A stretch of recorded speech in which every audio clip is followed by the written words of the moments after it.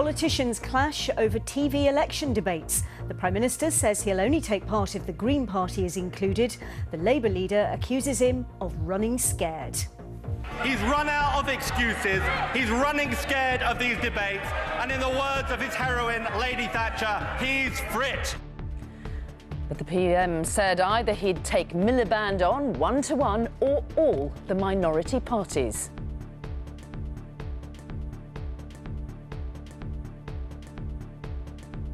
You cannot have two minor parties without the third minor party.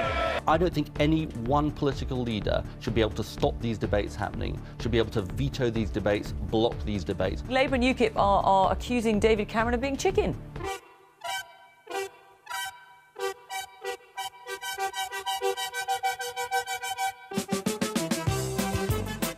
Chicken. He's running scared.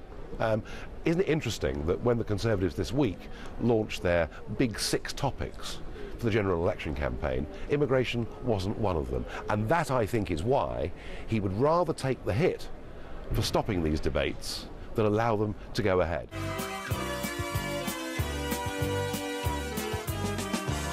David Cameron's not frightened of Ed Miliband for debate.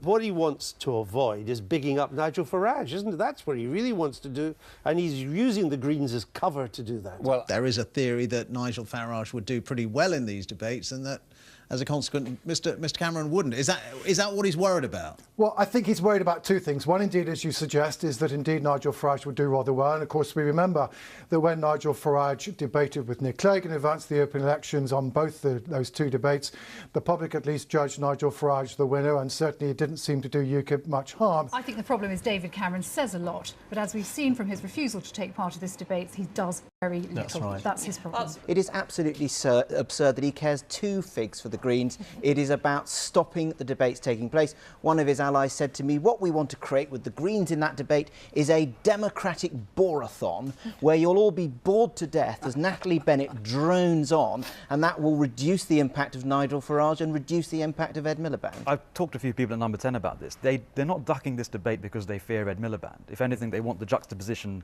in that direction to exist as much as it can between now and May.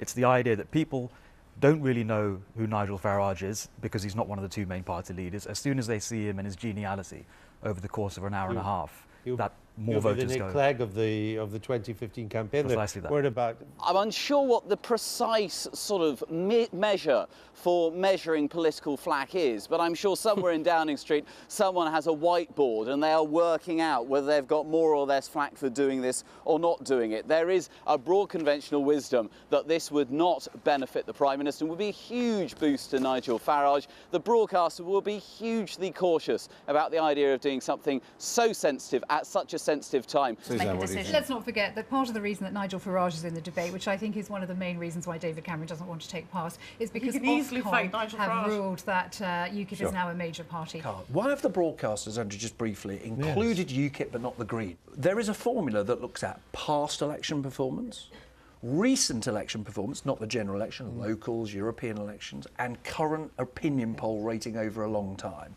And the view taken is that UKIP can be treated differently from the Greens because they won the European elections, they performed very well in 2 sets of local elections, and their poll ratings are consistently higher. And they can, the Lib Dems get treated differently from the Greens, the argument goes, because they run a lot of councils, they have a lot of ministers, they have a lot of members of parliament, and the Greens do not. As soon as you break the formula that the broadcasters have agreed, it isn't simply chuck in the Greens, the whole thing, which is David Cameron knows, which is why he's doing it, the whole thing falls apart.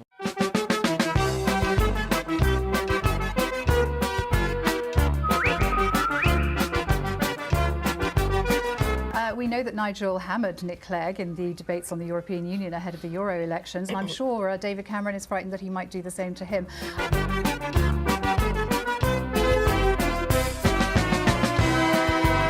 We're slightly different negotiation. What you mean is there are a few more let's hold the broadcasters to ransom talks going on behind the scenes by the Conservative Party, aren't they? That's what it all amounts to. I'm sorry, but none of us are fooled. And if David Cameron hasn't got the courage of his convictions to stand up in front of the television cameras and the people of Britain, then frankly he's not fit to be Prime Minister.